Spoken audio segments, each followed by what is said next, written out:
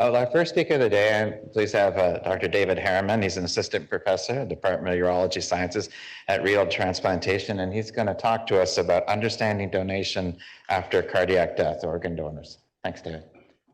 Hey, everybody. Thanks for having me here today. Please let me know if you can't hear me throughout this whole presentation. It's so great to have so many of us represented from all throughout the province. I mean, transplantation is a really special field. We're all really privileged to be able to work in it. And as you can see from all the people here, it takes a mountain and team to actually make this whole process work. And my talk today really highlights that. Some things may get a little technical with DCD transplantation. I'm going to refer to it as DCD instead of donation after cardiac death, donation after cardiac pulmonary death. There's a bunch of different names for it. It's a jumble to say, but we all just say DCD. And these are donors that don't meet brain death criteria, but that proceed on to donation and provide a very valuable resource for organs for our patients who are suffering. So I hope everybody gets a little tidbit out of it. I definitely learned a lot throughout this process, and I'll jump into it. We'll talk as we go. I definitely plan not to take my full hour to talk. This is actually a topic that really opens itself to having a dialogue from all different levels, because there's so much we don't know about it, and there's so many processes that we can improve about this topic. And of course, land acknowledgement here is vitally important, and I just want to acknowledge the Musqueam, Tsleil-Waututh, and Squamish nations that we live on as well. I have no declarations or conflicts of interest with that. The only tidbit to know about me is I am active in the donor side of things. So I go out and I do donor evaluations and donor surgeries, and I'm active on the recipient side of things with the kidney transplant specifically, but also moving into pancreas transplant now, and once in a while helping my liver colleagues, but they don't usually need help. They're a pretty talented bunch. Objectives of this case that we'll be talking about today. In brief, we're going to review classes of deceased organ donors. We're going to understand definitions of warm ischemia time, and I'll just preface it here, like after going through it, I still don't understand what it is. So I don't think I'll be able to impart that knowledge on anyone today, but we'll see if we can come up with an idea as a group how to move forward. We'll discuss outcomes of donation after cardiac death donation, and then we'll outline ways to apply this knowledge moving forward. So in Canada, I mean, I love the epidemiology that's available. It just gives us a tidbit into the work that's being done here. This is a Canadian graph, and it just shows you that number of transplantations for all organ groups are going up over time. There was a little dip during 2020 when COVID struck, but we're on the rise again. And you can see the number of donors are the bottom two bars. They are actually increasing, even though it doesn't look like this, but they're not increasing at a dramatic rate that organ failure is increasing. So we need to keep sort of pushing the envelope to figure out how we can find reliable sources of organs for our patients who need them. I love this graph. This graph was just beautiful, so I had to include it in the presentation. It shows all the different organ groups in Canada that are being transplanted right now. We'll look at kidney as the case study. Today, I'll mainly talk about kidney and liver. The other organ groups are second-class citizens in my view. Pancreas, I might have a tidbit as well. But no, all kidding aside, lung and heart are obviously life-saving procedures and extremely important in the big scheme of things. But as you can see, for all organ groups, it's basically the same story. We're transplanting lots of patients right now, but there's more patients being added to the wait list across our country. And the number that really and truly is heartbreaking for any transplant professional is those patients who die while on the wait list and never receiving an organ. And there's always going to be a certain number of patients who meet that criteria, because let's face it, stuff happens in life. But the more we can limit that number, I think that's a real sign of a transplant program that's trying to get their patients transplanted. It's hugely important in my mind. This is our BC data, just available on the BC Transplant website. And this has to do with donation. And my talk today is a cross between donation and transplant. It's a good segue from yesterday into the next talk you'll be seeing. But deceased organ donors, I mean, we're doing great work as a province. Each of our health authorities are recognizing donors in their intensive care units. They're getting referred to our BC Transplant Organization. And the personnel in BC Transplant are truly some of the best people in the world who love this job. You have to love it with the time commitment that it takes to be able to do it. But as you can see, our numbers are going up, and I'm pretty sure October may be a record year in terms of donation and procurements for us in transplants. We're really on a torrid pace right now, although this week's slowing down a bit, which is, believe it or not, it's good sometimes to slow down and have a breath. So we are increasing transplants, but this is really being driven by our increased utilization of donation after cardiac death donors. And one of the things I'm going to talk about later is just look at a few different places in the world and see what they do in terms of donation after cardiac death donors. It's always good to be informed on what else is out there. So this is American data. Again, this is just epidemiological data looking at kidney and liver. As far as kidney goes, the first lines, I don't know if I can show you this. Can you guys see my cursor? That's okay. On the left side of the screen, it shows you the percentage of DCD kidneys that are being done in the United States right now. It's up to 30% of all transplants they did in 2021. That's amazing, because if you look at 10 years prior, it would have been like 10, 15%. So the increased utilization of DCD organs is dramatically increasing right now. In Canada, we don't have as much of this issue, but I always like highlighting this. That bar graph that's right below the kidney side of things shows the number of organs discarded after procurement. In Canada, we're much more aggressive at utilizing the organs that we procure, and we have a really good infrastructure here in BC to allow really quality assessment of the donors and to allow really quality surgeries and to allow really quality preservation before they get implanted into our recipients. In the United States, it's a much bigger scale, and believe it or not, organs are somewhat commercialized, and there are fees to them. So they have an incentive to actually go ahead and procure as many organs as they can from patients in hopes that they'll be used, because their wait lists in the US are massive. But I mean, it's dramatic. In DCD transplants, up to 30% of those transplants are procured and thrown away in terms of the kidneys. That's crazy. What a crazy waste of resources that is, isn't it? So I think it's always good having that in the background. The liver side of things, you can just see, I love these type of studies. This is a before-after study, 2010 to 2020. And if you look at DCD status sort of midway down that paragraph, you can see the DCD in 2010 was 4.6% of liver transplants. And then in 2020, it was up to 9.9%. So 100% increase in 10 years. And that's remarkable. That's pretty impressive. And I think our stats here in BC are probably 10 to 15% of our transplants from the liver are done by DCD donors, which is fantastic to get those people transplanted. Class of deceased donors. So we have the neurologic determination of death, the so-called brain dead donors. These are donors who meet brain death criteria as assessed by two physicians. And they'll often have ancillary testing that's done in the intensive care unit to make sure there's no brain perfusion, that they truly are what's called neurologically dead. Those are our most standard donors. That's the type of donor that we have the most experience on. That's the type of donor we have the most confidence in. That's the type of donor that the definitions are pretty clear and they're in law. We know exactly what we're getting with that type of donor. The donation after cardiac death donors, there are ethical considerations there, which I'm not going to broach on today. But there are two sort of main categories of donation after cardiac death donor. There's the so-called controlled and uncontrolled, and I'll talk to you really briefly about what that is. But in Canada, we just do controlled as far as I'm aware, because uncontrolled has a whole host of ethical issues associated with it, and you need societal legislation to be able to push something like that forward. And made donation is truly a form of DCD donation. It's a form of rapid DCD donation, and it's something that's becoming much more prevalent in British Columbia right now, and it's probably here to stay.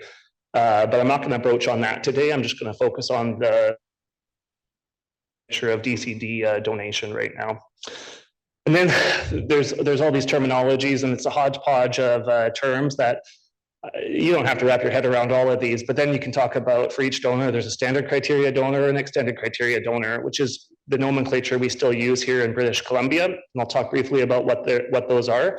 And in the United States, they're using this high kidney donor profile index versus low kidney donor profile index, which actually has really important roles for research.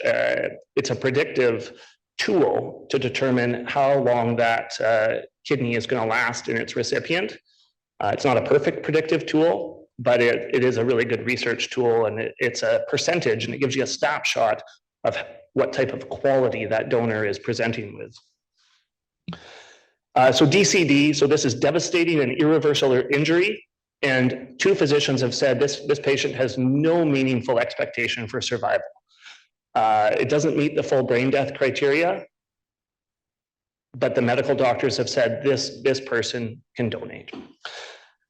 Consent for organ donation from the patient and family is a must, and we have our outreach providers who must be the most saintly people to be able to go and speak to these families at their greatest times of suffering, and to be able to talk through the whole grieving process as well as the donation process. What a fine line to walk, and certainly that is some extremely noble work that's being done all throughout the province. Eventually, once they're consented and once they're determined that they're suitable for DCD donation, care is withdrawn. And then after a period of waiting and no more circulation, the organs are recovered. So there's lots of different charts like this, which can be overwhelming to digest in a quick 30-second window. But we can work through this one just really briefly. On the left-hand side, there's a triangle sort of getting bigger and bigger in a pyramid shape. As you go from top to bottom there, you go from our really, really good donors to our more marginal donors. And a lot of people don't like the term marginal anymore. Maybe donors with less expected survival in the recipient. But longer and short of it, the more marginal you get, the higher the incidence of potential adverse outcomes like delayed graft function, primary non-function, graft failure, kidney injury, liver injury. You can put whatever organ you want in that slide. Then for the organ procurement, you have living donors. Living donors, they represent a really healthy population. They've all been screened and vetted, and they experience a period of what's called warm ischemia time when we remove the kidney from their body, followed by storage, which we call cold ischemia time. All of the data talk about when we put the kidney into the recipient as another period of warm ischemia time or an anastomosis time, and then we reperfuse the organ. So that's the process for the living donor at the top there, and it happens all fairly quickly. A neurologic determination of death donor, well, that's going to be no warm ischemia time effectively in the donor surgery, a period of storage followed by sewing it into the recipient, followed by reperfusion. So you can see we're getting a little more injury than the living donor in that organ. Anytime we store an organ or there's warm ischemia or cold ischemia, that adds injury to the organs. And now we can see with DCD donation, the timeline is much longer because we're withdrawing care. Right when we withdraw care, there's going to start being some degree of injury to those organs. And exactly when that injury starts is unknown at the current time. It's what we call the so-called warm ischemia time. And I'm going to dwell on that a little bit today because as I was doing this talk, I was trying to wrap my head around what I think warm ischemia time is.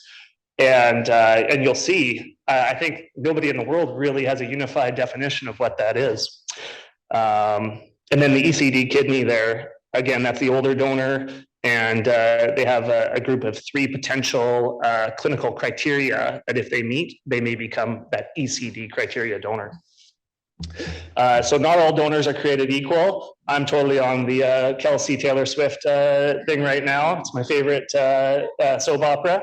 But you guys got to admit, if you got Travis Kelce kidney, I'm taking that kidney. That's going to be some big kidney. It's going to be high powered. It's going to be a good kidney. Taylor Swift kidney, she's dancing all around. She's super healthy. That's a good kidney. As you get older, just life, we get wear and tear on our bodies with life. So older donors, they're not going to be a Travis Kelce kidney. If you have a really poor lifestyle, if you're drinking a lot, smoking a lot, those organs are going to sustain more damage. Okay. Kidney donor profile index, just to touch on, it's always really confusing to understand the kidney donor profile index, but all you really need to know is the higher the kidney donor profile index, the worse that kidney is expected to do in the recipients. So a KDPI of 100% essentially means that that kidney is expected to be about the worst performing in its recipient than any other kidney procured that year. It's confusing, but lower KDPI better, higher worse. Okay, what goes into the score? Well, there's a group of 10 clinical criteria that go into the score. And the nice thing about this as a research tool is most of these 10 clinical criteria are available in any patient chart. And we can actually just get a number to say, this is the quality of this donor right now. There are a lot more intangibles that go into any donor evaluation. There are a lot more considerations when you're thinking about that donor for a particular recipient. And but all in all, it's something important to recognize is out there. So DCD, we talked about controlled and uncontrolled. There's this thing called the Maastricht classification. And the only time I've ever used this is in talks and in other things. It's something that I don't think about at all because it's removed from what we do. We're category 3 DCDs in British Columbia, as far as I'm aware. And that's a controlled withdrawal of care, donation after cardiac death. Everything is set up. There are other jurisdictions, so Spain is the prime example that we all use that are increasingly using uncontrolled DCD. And what an uncontrolled DCD might look like is it might look like somebody has a fatal event out in the street. The ambulance goes out there and immediately the team resuscitates, is putting cannulas in, is starting to think about preparing those organs for transplantation. They have what's called a presumed consent law in Spain, and they're very aggressive at doing this. And a place like the United States, Canada is more aggressive than the US in terms of what we do. A place like the US would never be allowed to go start putting cannulas in people on the street. So it's, you can see that the uncontrolled DCDs, there's real ethical issues behind that. So not everywhere in the world is going to adopt uncontrolled DCD, but controlled DCD is an important source, and that's what we're talking about today. So organs recovered from DCD donors, they're going to have injury, okay? But how do we know how much injury? Well, we have this thing called warm ischemia time, and I'm going to try and go through this with you, and I apologize if it's removed from the day-to-day life of each individual center, and it's more specific to donation and clinical decision-making. But it's important that you guys understand this, because if you're actually seeing a family and counseling them on why we take organs in DCD sometimes and why we don't, this is going to help give you a background knowledge for such a conversation. The key concept with warm ischemia time is when are those organs actually starting to get injured? So number one is what I'll refer to as the donor warm ischemia time. And these are just the acronyms that I developed in the literature. People will say TDWIT, total donor warm ischemia time. And there's lots of different ways. This is just what I did for this presentation. Because it's, as you read all the literature, it's just mind-boggling how many definitions are out there for this. But donor warm ischemia time is time from withdrawal of their breathing tube until cold flush of the organs in donation.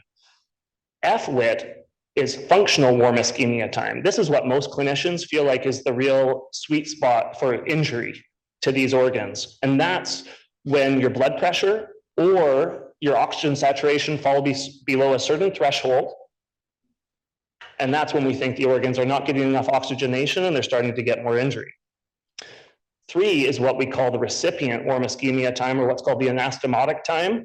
And I think in our center, we keep the kidney cold as we sew in. So I think this is very negligible, but other centers will have the kidney warm as they're sewing the kidney in. It creates a little less bulky kidney. There's some technical considerations that make that a little bit easier. But this is in the literature, and some people make a really big deal of it. And I think for our center, it's not a big deal. You're hearing how I talk right now. I'm saying for our center, for other centers, there's a lot of variation in how people do things across the world, across Canada, across North America. And what's commonplace in one place may not work in another place. That's a really important concept with DCD donation. So here's just one published method that sort of summarizes some of the different definitions of warm ischemia time out there. So the method can be a time method. Is it the total donor warm ischemia time? Is it agonal? Agonal, I had to look up the definition of what agonal means. Agonal means in the process of dying. So determine that this patient is in the process of dying. Is it asystolic, so stop of heartbeat, stop of circulation? How do we know what warm ischemia time is? What are the thresholds for blood pressure? Is mean arterial pressure more important? Systolic blood pressure, diastolic blood pressure? We don't know. Is hypoxia, does it matter? We don't know. So there's lots of different definitions out there, and different jurisdictions use different things. That's why doing research on this is so challenging, because it's a real heterogeneous mix of studies. Here's another look. This is a beautiful review that was done on DCD liver transplantation. And I'll just refer you guys to the functional or asystolic donor warm ischemia time. And if you just scan your eyes down that list, you can just get a sense that the amount of definitions that they're using for what warm ischemia time is it's incomprehensible. Why is there such variation in this? Clearly, there's a need as a world to come up with some sort of global set of standards for what warm ischemia time means, because it's really important. I think it's our best tool for determining degree of injury on that organ. Again, this is just another representation of that exact same graph, which says withdraw treatment. At some point, there's going to be increasing organ injury in that donor. And then we're going to procure those organs and hopefully have a really good outcome in our recipients. As you can see, as warm ischemia increases, the outcomes are worse. This is pump data, and I'll talk about pumps in a second. We preserve organs in different ways. We'll talk specifically about the kidney here. The main ways we have in British Columbia to preserve our organs are put them in a box with ice and preservation solution, or put them on a pump where preservation solution is circulating through the kidneys. It's taking away free radicals, taking away toxins, conditioning the vessels to remain elastic. Lots of good things that pumps can do. So this is pump data. And this shows that as warm ischemia time increases, and this is total donor warm ischemia time in this particular study, the flow decreases and the resistance increases. Low flow, high resistant means injured organ, diseased organ, something else in general. So we don't really know how long we should wait. And when I looked around different jurisdictions around the world, how long they wait, my mind is hurt again, because it's so variable out there. So this was me halfway through my presentation here. I was just like, what is going on here? I thought I had a good grasp of donation after cardiac death donation, and a good grasp of what it means for the recipients, but man, my head's hurting. If your head's hurting, you're with me. So here's more confusing. So functional warm ischemia time is not the same in every donor, okay? This guy Furl, he talked about 3 different patterns of how donors will pass away. And this is really important as a clinician to understand this. It's also important for families to understand this. Number 3 is the rapid decline. That is the ideal situation for producing great organs for our recipients, is when the patient life-saving care is withdrawn and they rapidly pass, and we procure the organs. Number 1 is a gradual decline. This is what we call the dwindlers, where it's just very, very slow the whole time. Those organs they get very, very injured throughout the course. And the dwindlers were very hesitant to take. And when we look back on patients who have bad outcomes following DCD donation, they're often in that category. They're often the dwindlers who just go on for a long period of time. So long and short of it, I hope I've convinced you that as much as we think we know what we're doing, we don't actually know what we're doing. We're just doing our best, which is what we all do across the province every day. And we certainly care, and we certainly want to see our patients do really well. So, I mean, I'm talking about just the donor factors, but we have to remember that it's beyond the donor factors that get good results for the recipients. The donors carry predisposing conditions. The donor surgery is just one part of an additional injury to the kidney. Cold ischemia time and the type of storage we use matters. Ischemia reperfusion injury and ways to sort of make that better in the recipient is an issue, and so on. As you can see, there's just lots of different things that contribute to good outcomes for these patients. And the general thought is in transplantation, anytime we can minimize insults to our organs, that is going to be better outcomes for our recipients. So that's what we're trying to do. And the more we understand about what those insults are, and if we can correct them, if we can rehabilitate them, sky's the limit for what we can do for our patient population. So let's go around the world. This was, I find it really fascinating to know what's done elsewhere. Are we unique in what we do? Are we outliers? Are we behind the ball on something? It's really important to see what else is done. So this was a little bit shocking to me, actually. So I know it's a busy graph, but what this shows is it shows about 30 to 40 countries around the world. And this is in I think this data is from 2016. So in 2016, we're talking, what's that, 7 years ago. If you look at this, so the lines that are all blue mean they just do neurologic brain death donors. They don't do donation after cardiac death donors. About half the countries have some adoption of donation after cardiac death donors. I mean, as I was going through my training, just coming from British Columbia, where I was before, I thought this was just commonplace everywhere. I thought everybody was doing this, but they're not. It takes an infrastructure. It takes a really well-organized organization. It takes a province of people working hard to be able to have a DCD donor program. That's what this tells me. Massive countries like Germany don't have DCD donation as part of their protocol. That was shocking to me that in 2016 anyways, I don't know what the current state is, but quite fascinating right there. So I learned that as I was going through this, that DCD donation is not as widespread as I once thought. Well, from those countries in 2016 that were doing DCD donation, you can see Canada is included in this graph, and Canada in 2016 was actually one of the lower ones, if you can believe it. And what I find really fascinating is Spain's line. If you look at Spain in 2014, they're that gray line, boom, they just shoot up. Something changed with their legislation, and they became heavy users of this type of organ donation. They recognize there's a problem with lots of end-stage organs in their population, and they said, we're going to do something about it. So they put dollars, they put personnel, they put legislation in place to allow such an infrastructure to take place. It's fascinating what they did in such a short time. That's a steep slope. So this is in Canada, just looking at donation after cardiac death. And again, this is old data, 10 years out here. This has definitely changed now, because here in BC, I think about 30% of our donors are DCD donors. I think out of the 159, I want to say like 40 to 44 were DCD donation in 2022.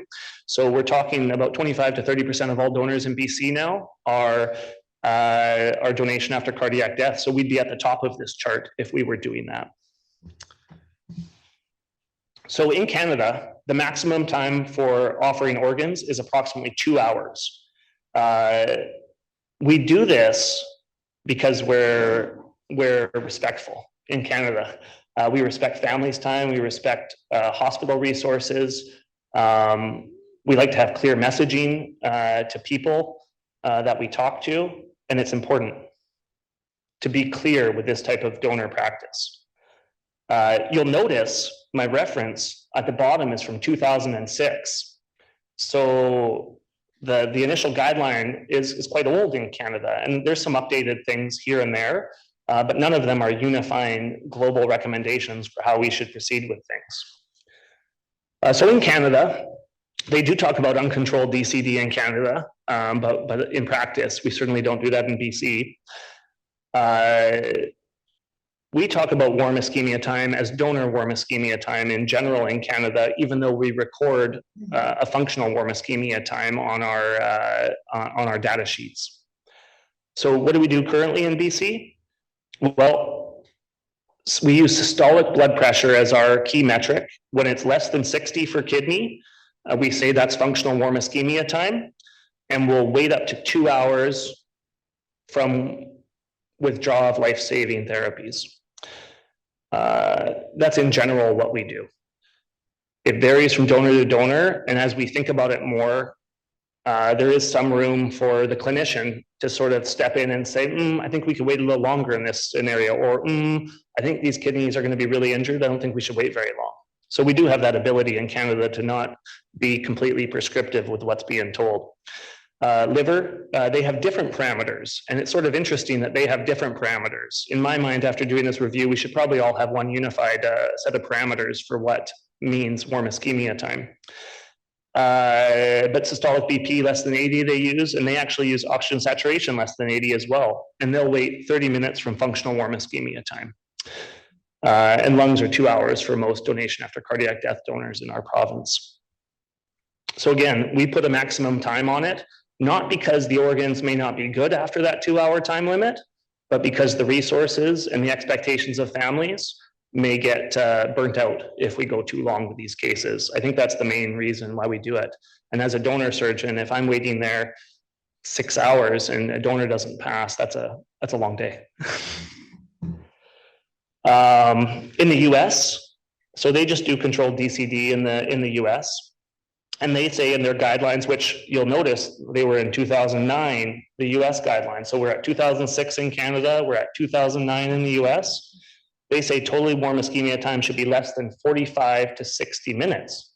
So in Canada, we wait 2 hours. In the US, they rarely wait 2 hours. More often than not, they're waiting less than an hour. And if it goes beyond an hour, they call the plug on those cases. Already we're seeing variation between our big brother and us.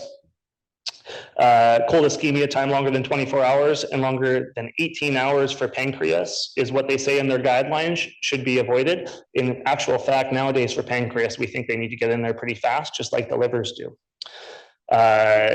Livers, again, the timeframes in the livers, they say from withdrawal of care, it should be no more than 45 minutes. And functional warm ischemia time, they actually say it should be 20 to 30 minutes. Here in BC, sometimes we'll wait up to 35 minutes for livers if they're from if they're from the Travis Kelce's of the world. I don't wish any bad on Travis Kelce, I love him. So in the UK, look at this, we're going up to 2015 now. So now we're only 8 years out. So what did they say? Is it different than what we've already said? Because you can see there's already variation between the United States and Canada. Well, functional warm ischemia types when systolic blood pressure is less than 50 and extends to the onset of cold perfusion. So already now it's another different definition. The use of donors with warm ischemia time greater than 2 hours or absent BP for 30 minutes should be limited. So in the UK, they'll actually run out functional warm ischemia time in certain donors up to 2 hours. We would not do that here in BC very often. For the most part, we'd be very nervous about those kidneys. And the reason that certain centers in the UK can do that is because they have very good preservation options for what they can do for that. And some of those options aren't available to us. And if you ask me if we should have those options available to us, it's all about healthcare dollars and cost and actual overall benefit. It's a huge expense to have certain new age technologies, and it might help one person a year, but it's hard to know if it's worth the cost to society. But long and short of it is, this particular guideline did clarify that if the warm ischemia time is greater than 30 minutes, and what they're talking about is donor warm ischemia time, then they should just restrict that to certain programs. So they do a clarifying statement to say like, hey, don't be crazy and use functional warm ischemia time in all donors, just if you're a specialized center who can do the correct organ rehabilitation. So, I mean, it's not a great guideline because then you're left with one, am I one of those centers? Am I not one of those centers? Oh, the guidelines support me to do this. And it's very, very confusing. So liver, again, they have a different set of standards for what constitutes warm ischemia time for their liver transplantations. So this is just another way to look at it.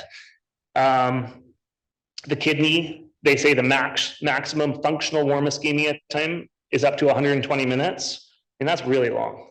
That's really long. That would make me nervous at most donors. Liver, the maximum is 30. Lung, they say is 60, and pancreas is 30. And this is what we're doing. Liver and pancreas nowadays, we're saying are about the same for what they'll tolerate. And a lot of guidelines say pancreas can run out to 90 minutes of functional warm ischemia time. So if I haven't confused you enough yet, we'll go on. So the liver, they say if you do a DCD liver only retrieval, you should stop after an hour if it hasn't progressed.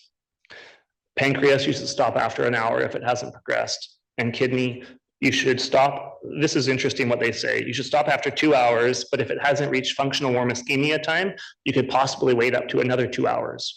So in the UK, they have provisions to wait longer than we do here in BC. Because they don't respect nobody. We respect people's time. So Spain, I think Spain's fascinating, and these are probably the most recent guidelines that I looked up. They were updated in 2015, and Spain defines functional warm ischemia time as systolic blood pressure less than 60, which is exactly what we do here in BC. And they stand down if donor warm ischemia time extends 30 minutes. And I don't think this is actually true in practice, because that's really short. For what they're doing. That would mean a lot of their donors don't progress, but that's what it says in the guidelines. They took out oxygen saturation, which we ourselves don't have oxygen saturation as part of our metric because it's not reliable in hypotension.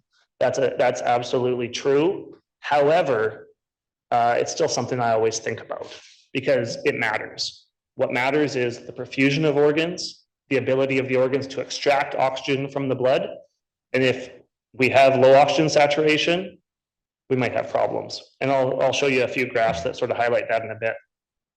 So, I mean, Spain is it's fascinating what they've done. It really is. There's transplant centers out there, and I'll talk about this really, really quickly. There's aggressive transplant centers, and there's very conservative transplant centers or jurisdictions. Here in BC, we're on the more aggressive side, I would say. Not the most aggressive, but more aggressive than some jurisdictions, way more aggressive than most United States centers, not quite as aggressive as some European centers. And I apologize, it's a black box what's going on in Asia for me right now. I've not done much research into that, but I look forward to actually diving into that and seeing what they do, because they do lots of transplants over there as well. Long and short of it, you can see what Spain has done. So these are the number of deceased donors. You can see that still the majority of their donors are the brain dead donors, but they do both uncontrolled and controlled donation after cardiac death. And from 2012 to 2016, their controlled donation after cardiac death exponentially increased. And it becomes a big source of their organ setup in Spain. It's amazing. So you can just tell, just from these graphs alone, they're very aggressive at this new concept that hasn't been adopted worldwide yet. So this is interesting because this shows you what they do in Spain. So they have something called normothermic regional perfusion, which I'll just touch on in one slide in a sec. They have hypothermic regional perfusion and in situ cooling. So these are different things that they do at the time of organ procurement to preserve organs. We don't do this in Canada. The only thing we do right now is in situ cooling. That's the only thing we do out of this. So they're doing things in table A that we could only dream of, that are very labor intensive. You need serious expertise to be able to make these things happen. And they have the infrastructure to do it. So I really commend them for that. As you can see, I'm in awe of what they've been able to accomplish in such a short period of time. That's sort of shows you the difference over time. You can also see in Spain, they've got more aggressive in terms of the age that they're willing to procure the organs of donation after cardiac death, as they've got more expertise with that. And that's a common theme that we see in literature. We see that 10 years prior, when somebody starts on a new thing, there's a learning curve towards becoming really, really good at it and getting excellent outcomes moving forward. And again, this just shows sort of some outcomes for the kidneys and the livers in normothermic regional perfusion. This is basically in the intensive care units or in the operating room. They'll put in what are called ECMO lines, which allow oxygenation to be circulated throughout the body. And once the patient has passed away, they'll actually cut off the circulation to the head, to everywhere else, and just circulate things throughout the body, fluids, so that the organs can have oxygenation. This rehabilitates organs. It sort of keeps them alive, so to speak, before they can be transplanted. And we don't do this here. There's some talk about maybe trying to do this, but again, it would be very resource intensive, very expensive, and would only be done with university permission through an ethics board. This is not something we would take lightly, because certainly this is far away from being policy here in British Columbia and Canada in general. That's a bad case of rejection. Gotta lighten it up. So we'll go through outcomes briefly. I'll probably conclude the talk in about 10 minutes here, and then open it up for discussion. And I hope at the end of the talk you're equally as confused and want to do more research on it, and or not. You know, just listening over time and being open-minded is important in these things. So in kidney, what this chart basically shows, this is by our good friend Dr. Gill, and what this chart shows, it's a US database study, and it was looking at total donor warm ischemia time, so time from extubation until perfusion. And what they found is essentially as time goes up, there is worse outcomes for patients in general. However, as you can see from this chart below, the outcomes are not that much worse. So the conclusion in this particular paper was that these DCD kidneys, even if you run them out longer than 48 minutes, they actually don't do much worse than the brain dead kidneys. And if you have a long waiting list, this is a viable source of organs, and we should be waiting for these organs. So this study sort of says pretty much, yeah, you might have a little bit more complications greater than 48 minutes of warm ischemia time, but we should still be pushing forward. So this sort of gives credit to our 2-hour wait time. And the United States being 45 minutes to an hour, maybe it's not the right amount of time. This is graft survival. Again, what this shows is there's two separate groups of lines separating, and DCD greater than 50 and ECD kidney transplants. Remember, we're in the hodgepodge of terminology here. Those are the bottom two lines. And the DCD less than 50 and SCD kidney transplants are the top two lines. And these are the survival lines. And you can see that the survival is pretty even for both of those categories. And in general, we think that DCD kidneys long-term are about as good as neurologically brain dead kidneys as well. So long-term, they're good. Short-term outcomes, there is increased incidence of delayed graft function in DCD kidneys. And this chart from Elmer, which is a more recent study, if you go down to the bottom third of the chart, it's a busy chart, but you can see liver transplanted, kidney left transplanted, kidney right transplanted. and you can look at the delayed graft function line for liver from donation after brain death to the donation after cardiac death. Delayed graft function is 3.4% to 5.8%. So for liver, there's increased delayed graft function with donation after cardiac death. Delayed graft function in liver is potentially life-threatening and detrimental. It's not what you want. For kidney, if you go down to kidney left, delayed graft function, you can see donation after brain dead donors, it's 16.8% in this particular study. With donation after cardiac death donors, it's over 50% delayed graft function. Delayed graft function, many of you will understand what that is. That uses dialysis resources, it uses hospital resources, it creates more morbidity for the patients. Patients with delayed graft function have more complications. We do worry that patients with delayed graft function will have worse long-term outcomes, even though the data is mixed if that's the case or not, although the general thought is anything that contributes to more injury of any of these organs is going to contribute to less long-term functional outcome of these organs. I think that's just a basic concept that makes sense in my mind. Static cold storage, I'm not going to dwell on these long. This is our standard storage we use. It's the red bags that show up all throughout the province in hospitals.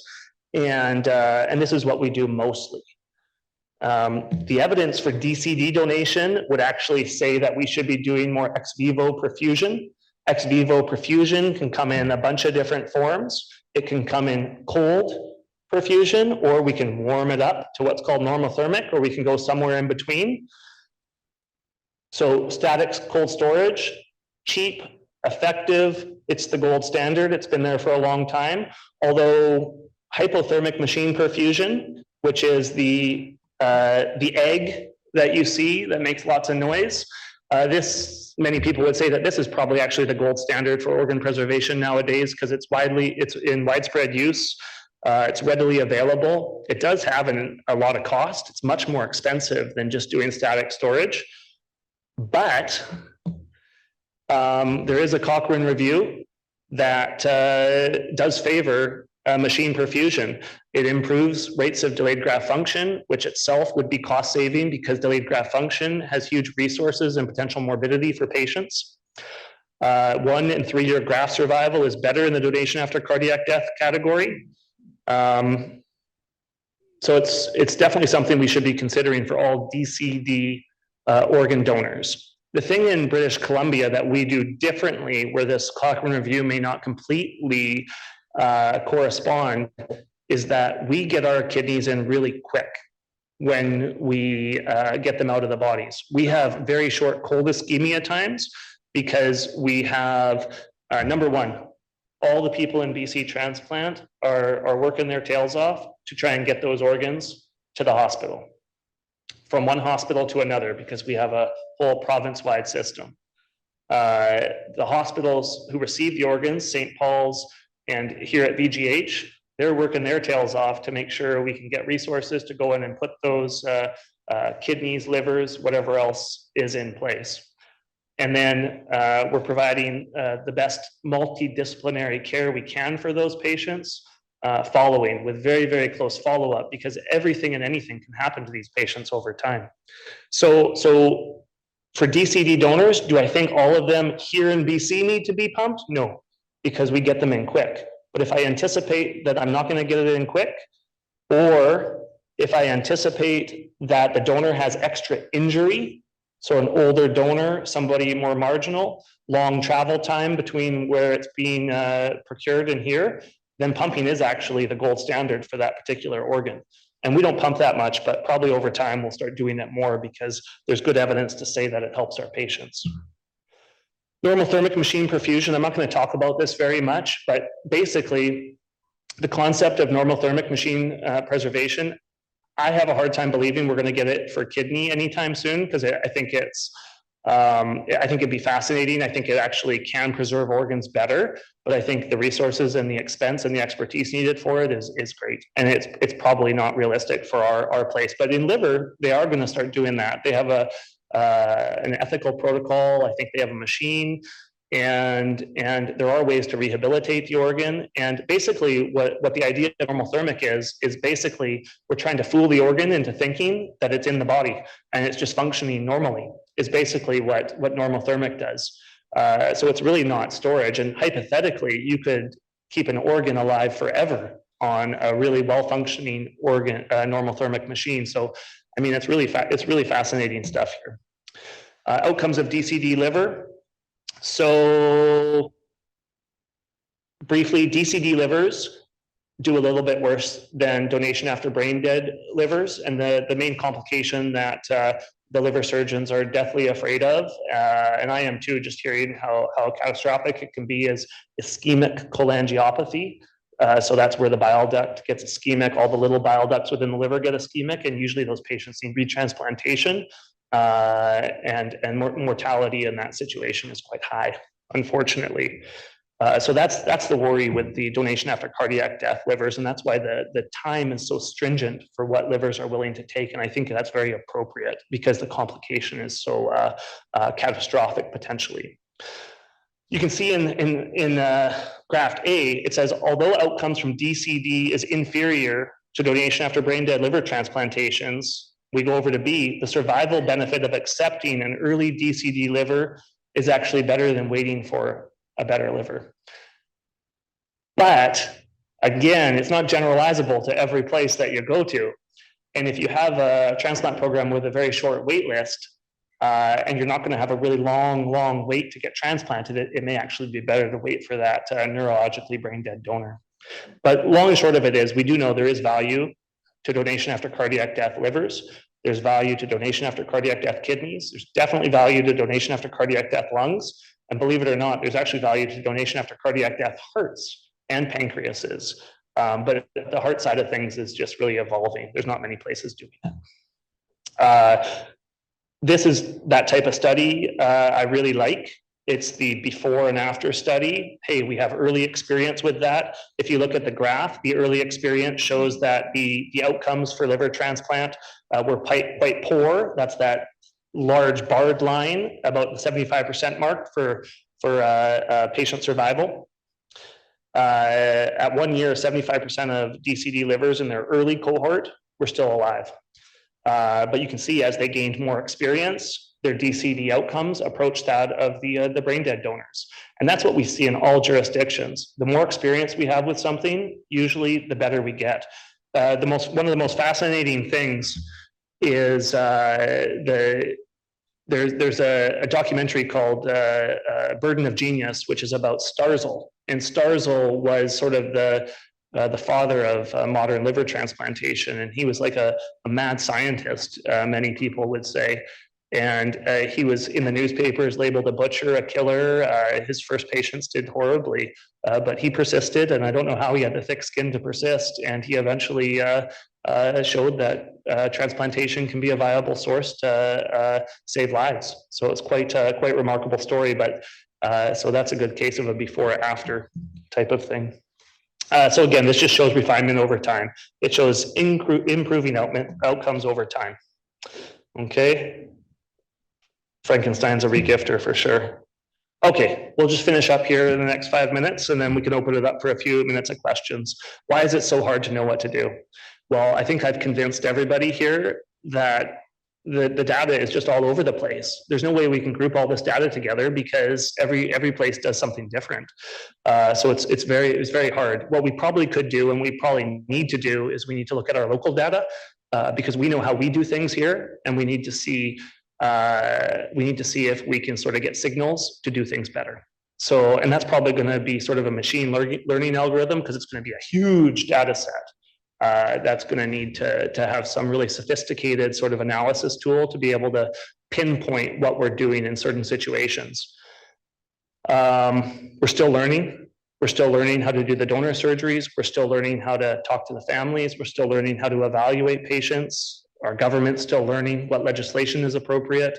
And it's pretty fun to be in a field where you never want to be complacent. You always want to strive for perfection, and perfection may not be an attainable goal, but certainly if we're not striving for it, then what are we doing, right? it's more complicated than just the DCD status of the donor as well. I hope I've convinced you of that. I mean, there's donor, recipient, hospital factors, family factors, you name it, preservation methods, all of these come into play. I think it's worthwhile. One thing I was wondering is, how do they get these numbers? How is it 60 systolic is our threshold? How does it mean arterial pressure is our threshold? How does that work? I think it all comes from autoregulation and cerebral blood flow. There's a certain like sweet spot with blood pressure where the brain still gets perfused, and that's probably the same with every organ that we have in our body. But when people are critically ill, that's that chart on the right, when they have illnesses that land them at end of life, autoregulation probably doesn't work like we think it does. So these arbitrary points that have been set are probably not all that accurate. They're just our best guess with what may work. But actually evaluating what injury is happening to that organ based on blood pressure is probably very highly donor specific. And it's probably near impossible to get a uniform blanket recommendation for every single situation. What should the OSAT threshold be? I think this is important because we definitely know as oxygen saturation decreases, as people are in the agonal phase of life, they get metabolic derangements, and these metabolic derangements change how blood cells release oxygen.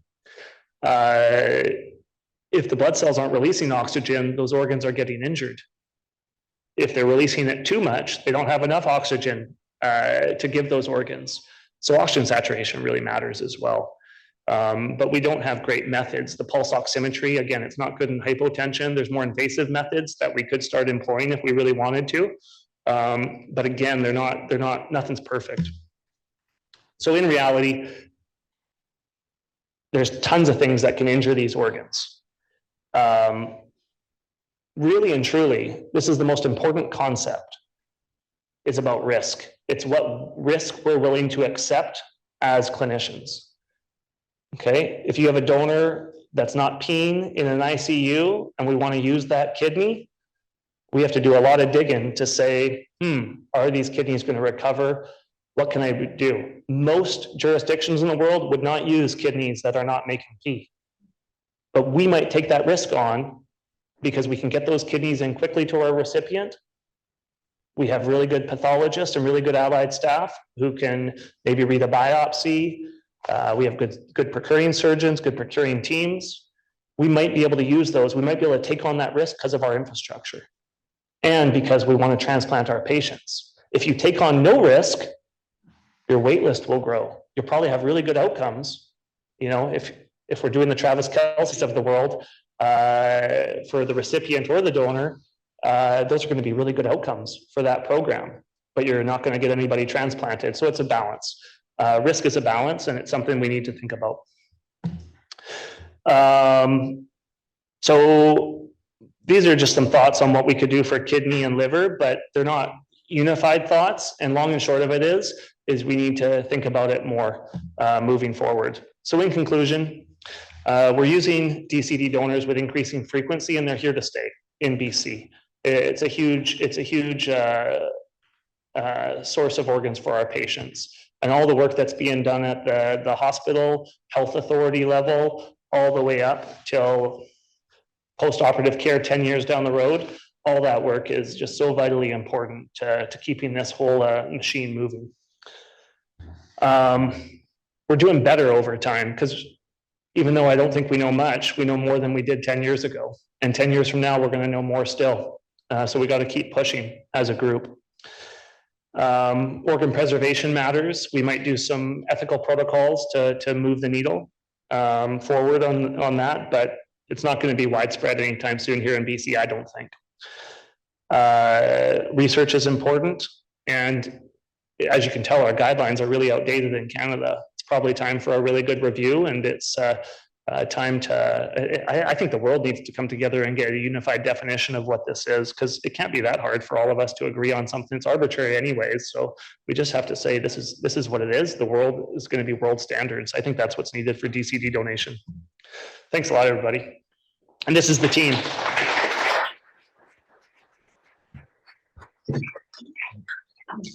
Thanks, Dave. I think in interest of time, I might just take a couple questions if, Anne, okay.